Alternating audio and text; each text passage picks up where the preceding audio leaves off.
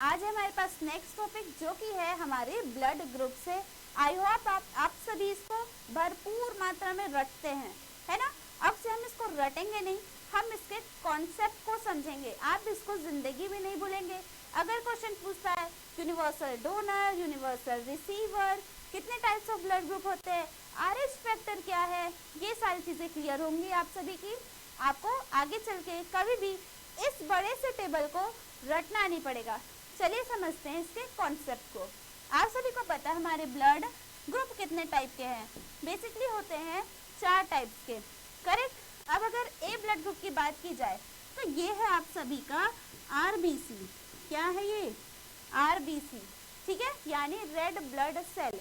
इसी का ही तो टाइप्स होता है ना। अब जो इस RBC है इसके सरफेस में एंटीजन प्रेजेंट होता है। क्या प्रेजेंट होता है?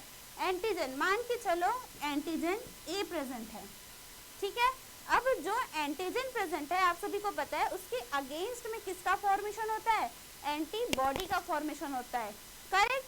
तो इस ए एंटीजन के अगेंस्ट में फॉर्म होगा बी एंटीबॉडी। क्या फॉर्म होगा? एंटी-बी, ठीक है, यानी एंटीबॉडी बी प्रेजेंट फॉर्म होगा यहाँ पे, ठीक है। क्लियर है आप सभी को इतना? ये हो गया। वैसे अगर बी की बात की जाए तो इसके सरफेस में बी आ जाएगा, एंटीबॉडी हो जाएगा ए।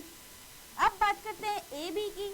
तो देखिए ये आपका रेड ब्लड सेल है, इसके सरफेस में प्रेजेंट है ए एंटीजन और बी एंटीजन, दोनों ही प्रेजेंट है, इसलिए इसका ब्लड ग्रुप हो गया ए बी।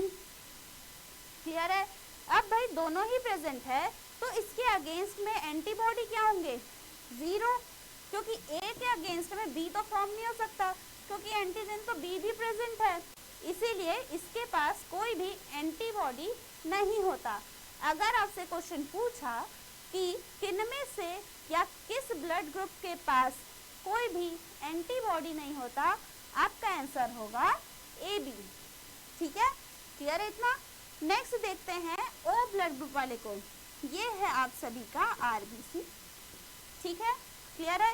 इसके सरफेस में कोई भी एंटीजन प्रेजेंट नहीं है, इस O को समझ जाओ 0, यानी इसके सरफेस में एक भी एंटीजन प्रेजेंट नहीं है।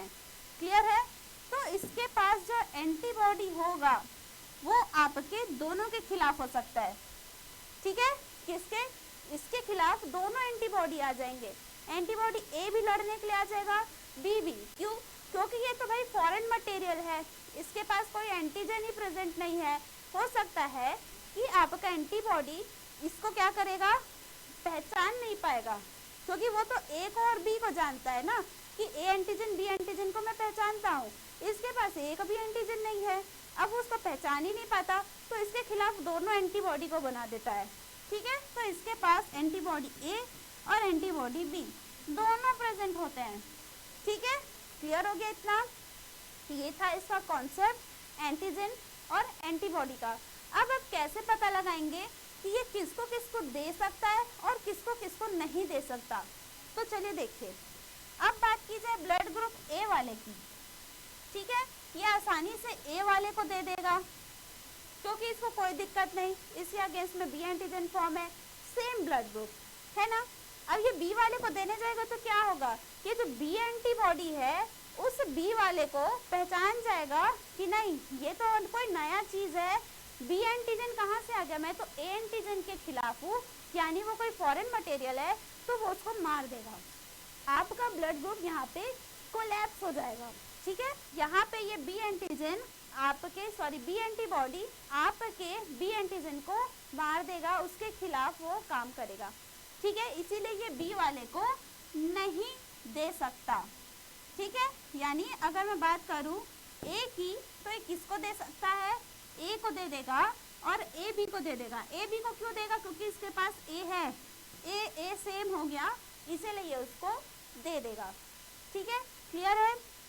अब बात की जाए अगर रिसीविंग की, ये ले किससे सकता है? ये ए वाले से ले सकता है, ये तो आप सभी को पता है। बी वाले से ले सकता है क्या? नहीं ले सकता, क्योंकि बी तो एंटीबॉडी है उसके पास, है ना। क्लियर है इतना आप सभी को?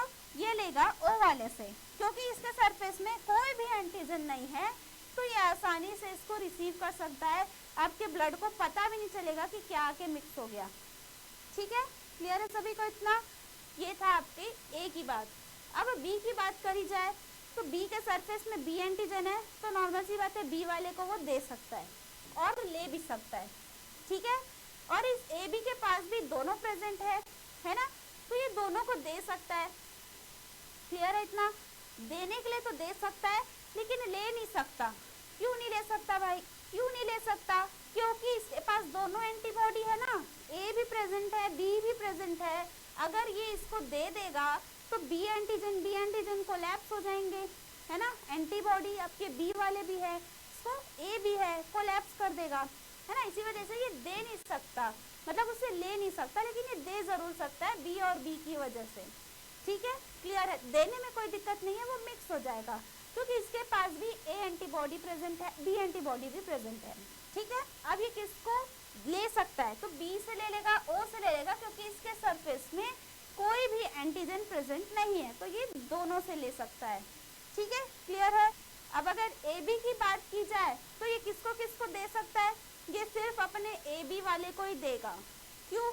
अगर ये ए वाले को देने जाएगा तो यहाँ पे ये बी एंटीबॉडी बैठा हुआ है इसके अगेंस्ट में, बी वाले को देने जाएगा तो ए एंटीबॉडी बैठा हुआ है इसके अगेंस्ट में, तो ये सिर्फ और सिर्फ ए बी वाले को ही दे सकता है। लेकिन ये ले सबसे सकता है। क्यों? ए वाले से आसानी से ले लेगा क्योंकि इसके पास ए एंटीजन प्रेजेंट है, बी वाले को ले लेगा क्योंकि बी एंटीजन है, ओ वाला तो बेचारा इसके पास कोई एंटीजन ही नहीं है। ठीक है, ये सभी से ले लेगा। अब ए बी वाले से तो कॉमनली सेम ब्लड ग्रुप है तो ले ही सकता है। तो ये होता है हमारा यूनिवर्सल रिसीवर, यानी ये सबसे ले सकता है, लेकिन ये देने के मामले में बहुत कंजूस होता है, किसी को नहीं देता। ठीक है, अब आ जाइए आपके ओ वाले में। ठीक है, इसके पास कोई भी एंटीजन प्रेजेंट नहीं है, इसके अगेंस्ट में ए एंटीबॉडी बी एंटीबॉडी दोनों है। अब ये देने टाइम सबको दे सकता है। क्यों? क्योंकि इसके पास कोई एंटीजन ही नहीं प्रेजेंट है। तो आपका ये जो एंटीबॉडी है ये डिटेक्ट क्या करेगा? अगर इसके पास ए एंटीजन होता तो ये डिटेक्ट करता और एंटीबॉडी अपना रिलीज करता। अब इसके पास तो कोई एंटीजन ही नहीं है तो डिटेक्ट किस चीज को करेगा, है ना। तो ए को दे देगा, बी को दे देगा, ए बी को दे देगा, और नॉर्मल सी बात है ओ वाले को तो देगा ही देगा। लेकिन जब बात लेने की आती है तो देखे तो कि सिर्फ और सिर्फ ओ वाले से ले सकता है। किससे ले सकता है? ओ वाले से बस, है ना। बेचारा कर्ण है लेकिन इसको जब बात लेने की आती है कोई नहीं देता, लेकिन ये सबको दे सकता है। ठीक है, अब एक छोटी सी चीज बच गई, RH फैक्टर। ये क्या है आपका? RH फैक्टर, इसको बोलते हैं रहीसस फैक्टर। यानी ये जो रहीसस मंकी था, क्या था ये? मंकी, इसके में एक नया एंटीजन पाया गया, डी एंटीजन। ठीक है, अगर ये आपके आरबीसी के ऊपर प्रेजेंट है तो आपका ब्लड ग्रुप हो जाएगा पॉजिटिव। अगर ये आपके आरबीसी में नहीं है प्रेजेंट यानी नेगेटिव। ठीक है, उसकी प्रेजेंस पॉजिटिव, उसकी एब्सेंस नेगेटिव। बस ये था टोटल आपका पूरा ब्लड ग्रुप। आज से कभी आपसे आपका कोई दोस्त पूछे आपसे ब्लड ग्रुप के बारे में क्वेश्चन, जरूर से उसको ट्रिक करिएगा। ठीक है, मिलते हैं नेक्स्ट वीडियो में with your new topic. Thank you everyone.